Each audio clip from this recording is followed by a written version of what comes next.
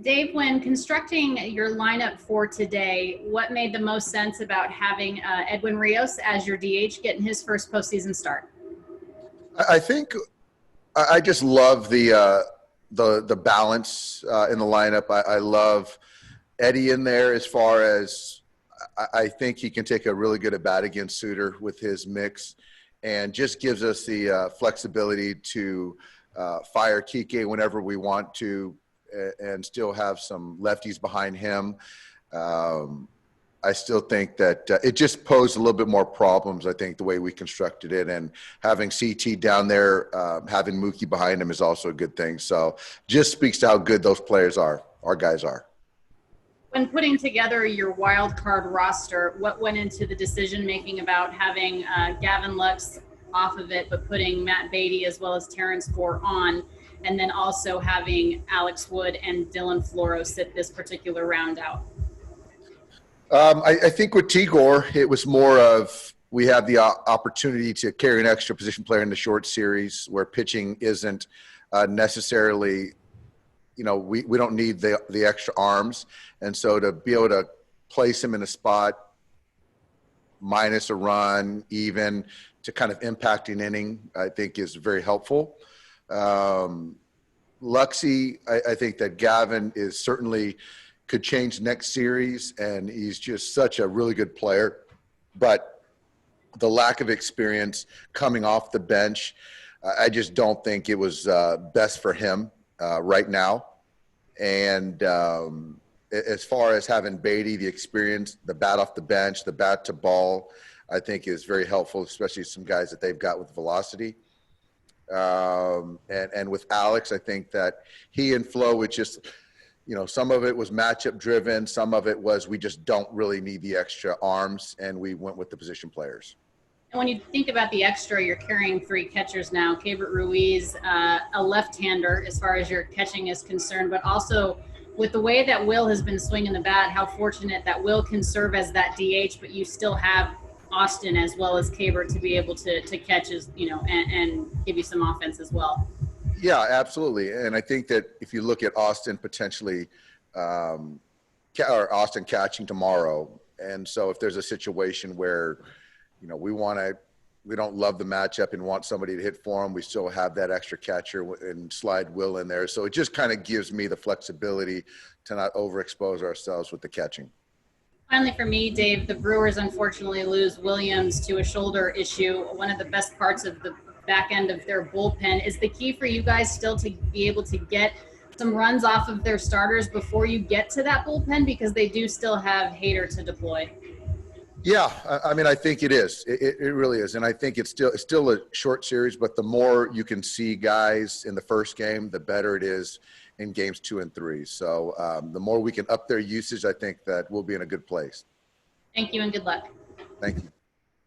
Next question is from Dylan Hernandez. Go ahead. Hi, Dave. Hi, Dylan.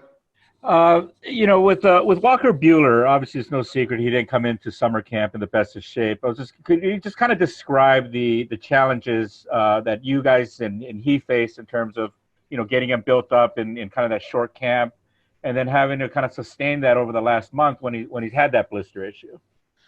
It's been, and I would say for Walker, I would probably say that it's been his most trying season. And you mentioned the late ramp up into summer camp. And then I think, 4 or 5 starts ago, we had him in a really good spot, I thought, and he was throwing his best of the season, of the year. And then the blister kind of showed its face. So right now he's done a great job of trying to keep his arm moving. We've got it covered, and we don't have it covered. So today I think that just the lens of understanding we need him for the next 4 series to win the World Series, and how we kind of go about that. So it's an inning to inning. We got to make sure that we get through tonight in a positive situation, because sometimes, or most of the times with the blister, once you see it and it kind of shows itself again, then it's too late. So it's kind of threading the needle, and I'm going to be really dependent on our training staff for Walker tonight. And I apologize if this got asked, earlier in the season, but in terms of, what he was doing kind of after spring training shut down to the start of summer camp. Was there anything in particular that kept him from, throwing or working out or any of that? No, there was nothing physical. It was more of, I think that we just made a choice as an organization because we didn't know when we were going to get started again. So to essentially shut Walker down, where there were some other guys as far as pitchers that continued to throw through quarantine, but we just chose, and then that's kind of what we decided. And to be quite honest, I thought it was a great plan, and it was really kind of playing out perfectly until the blister kind of came about. Okay, so that was an organizational decision and not any kind of negligence on his part. It was all of us, and I think Walker probably drove that, but I think that the logic was there. Thank you. Next question is from JP Hornstra. Go ahead. Hey, Dave. Got a little bit of a surprise announcement from Major League Baseball this afternoon saying that there will be fans in the stands in the National League Championship Series and the World Series.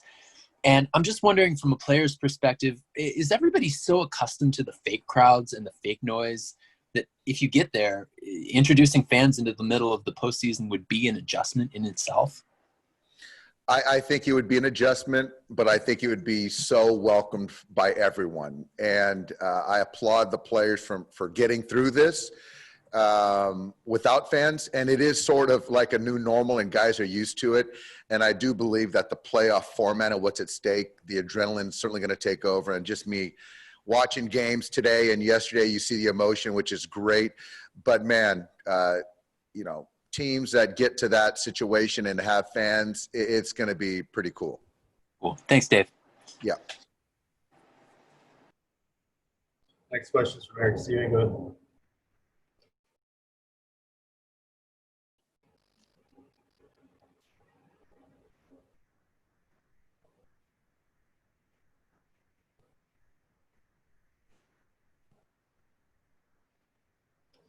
Next question is from Rowan Kavner. Go ahead. Hey, Dave. Walker's obviously risen to the occasion in a lot of these big kind of spotlight moments, but how important was it for you to see that last outing from him of the year, just to be able to actually see him get through the blister and perform well, just in your confidence for naming him the game one starter? You know what?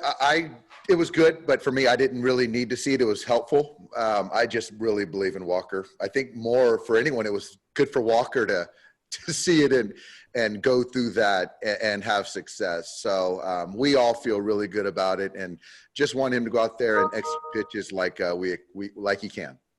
Thanks. Next question is from Mark Castillo. Go ahead. You mentioned the emotions you're seeing from watching these games on television, but what do you expect here today? Do you expect it to be quote unquote playoff atmosphere, electric? I know. What do you expect out there without fans? I do, and I think that we're certainly not pulling from the fan emotion, but just in our clubhouse, guys are relaxed. They're preparing, and so everything that you would want from a ball club. And did you guys have any suspicion about this Devin Williams injury at all, and did it affect how you constructed the roster ultimately? Did not affect how we put the roster together, as they were done, sort of submitted simultaneously.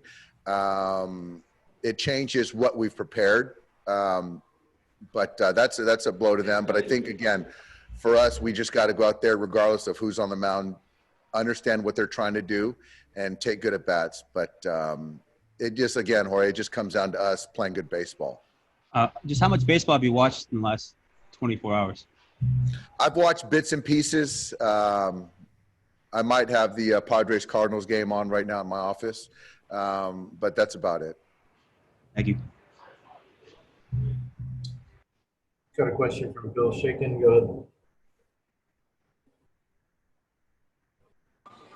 Hi, Dave. I just wanted to ask you, as you walked around town this morning to get your coffee, and then as you walked into the ballpark today and you were on the field during batting practice, what made it seem like a playoff day and what made it seem completely different? Well, I didn't get the opportunity to walk around town. We're all in a bubble. So from the hotel to the ballpark, it seemed like summer camp. It seemed like every day. But when you walk into the clubhouse, there's a heightened energy, a little bit more of a focus and readiness. And I say that a little bit in jest as far as summer camp, but it's been the same, to be quite honest, since we've been in this bubble and kind of all of our lives this season.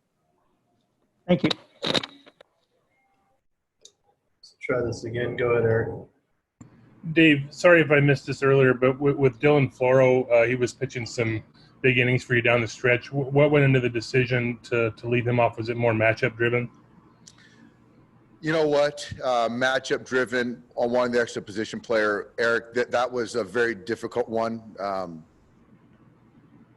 Dylan has the respect of everyone in the organization, and he's earned it. And, you know, a lot of times I sit here and talk about performance matters, but in this case, ultimately he performed and still doesn't have the opportunity. But I do look forward to him, you know, shall we advance for him to continue to be on rosters going forward. And he was upset, and he had every right to be upset. Thanks. We got time for one more. Go ahead, Jim.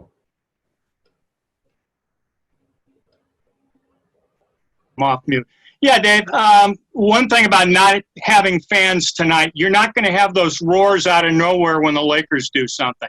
What about the whole idea that you guys are playing, the Lakers are opening their series, and it's kind of a big day and a big week in LA sports? It's Jimmy, it's great for this city. The city needs it. I think that if you look at baseball, 8 games today, our country needs it. It's very therapeutic. It's a diversion. As far as specifically to the city of LA, the split screens, that's channel, last channel flashback, that's going to be happening a lot. I think it's just it's fun for our fans to kind of have. The city's big enough for all of us, so it's going to be a fun night. Fortunately, I'll be on the field, not paying attention to the Lakers, but as a fan, LA sports fan, it's a perfect night, I'm assuming. Thanks, Dave. Thanks, everyone.